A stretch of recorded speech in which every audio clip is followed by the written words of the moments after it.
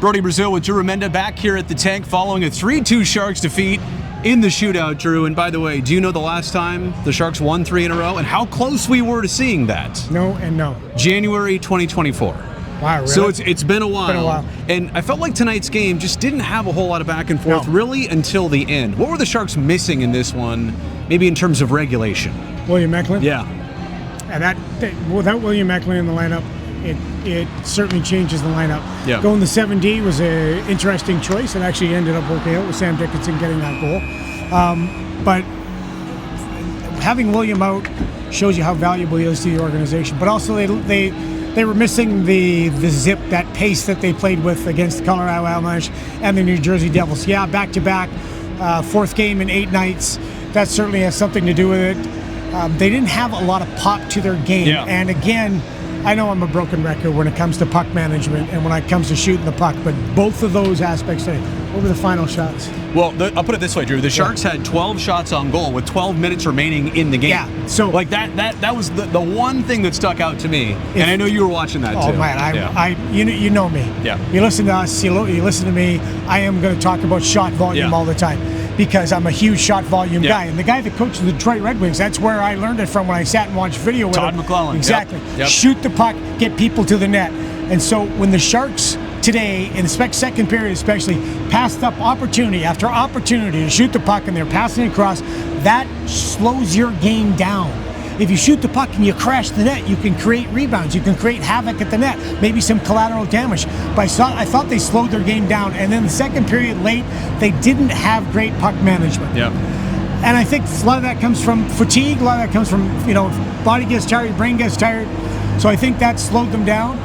But again, there were some more positives about this game tonight. This was 3 games in 4 days for the Sharks, and by the way, it's good that we're at the point of being upset that they didn't win. Yeah. Like, these are games last year that maybe they're not even in. Right. The Sharks were very much in this game all the way to the end. Let's highlight Sam Dickinson. Basically, hours after he finds out he's staying here with the Sharks, he's getting past the 9-game mark. Tonight was officially game number 10. So he's an NHLer this season. He gets that first goal. Almost like perfect timing. It really was. It was such a neat moment.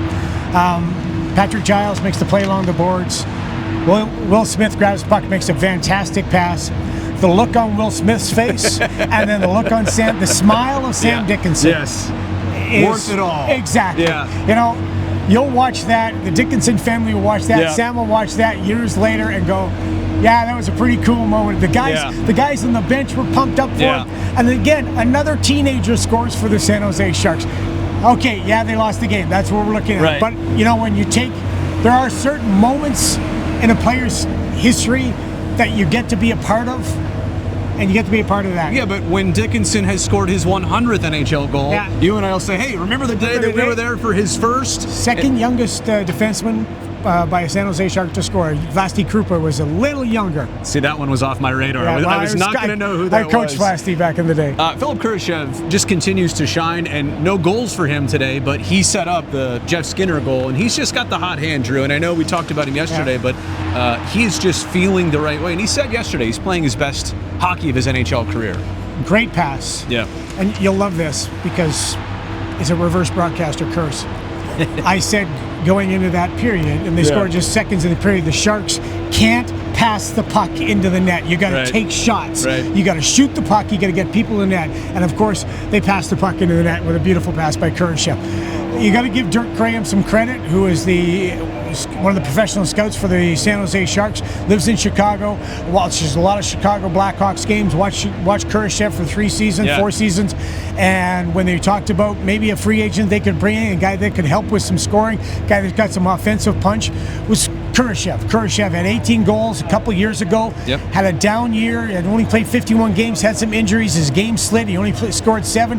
Blackhawks said, we're just going to let him go, and the Sharks at this point made one of the best off-season signings that in the NHL by having Kruchev. He makes things happen because he's a good skater, he's a big body, he skates through checks, and he's got a good shot, doesn't mind taking it. Maybe the biggest Sharks pickup since Jake Wallman, sleeper type situation.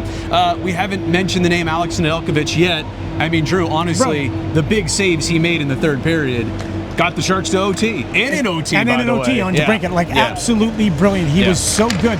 And maybe that's another thing we take a positive from, again, when we're looking at this, is the fact that Askarov yesterday made his statement. Right. Now you got to counter Ned with made that. his statement. Right. Now, it's a great relationship, but as we know, competition matters. I'm here to say goalie controversy now. Let's go. I'm stirring the meeting. Do it? Okay, stir it up. No, why not? Curtis and I used to say there's goalie competition and there's goalie controversy and then there's goalie conversation. Yeah. Maybe we're at goalie conversation or competition, maybe. But that's great. No controversy. One guy pushing the other guy and vice versa. That makes... Well, competition's everything. It's in the National Hockey League, for crying out loud. But Nedeljkovic was fantastic tonight. Yeah. Your teammates can make you better. Ask me how I know. He's made Randy and me way better. Ask me how I know. Drew, thank you. You got it, buddy.